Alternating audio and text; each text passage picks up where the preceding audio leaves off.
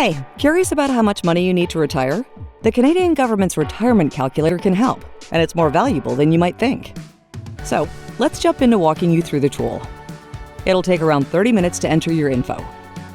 Speed the process up by having your CPP contributions, pension information, RRSP statement, and any other retirement benefits handy. Okay, first, enter your personal information, current and desired retirement income, an estimated life expectancy. An RRSP can give your retirement income an added boost. Then, enter the value of your plan, how much you'll contribute to it before you retire, and when you plan to start and stop using it. If you have any other savings, like a TFSA, enter that info too. People who've lived in Canada for at least 40 years and plan to retire here may be eligible for old age security.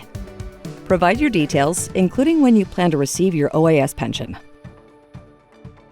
Your final summary will show you your estimated retirement income and any shortfalls you may have.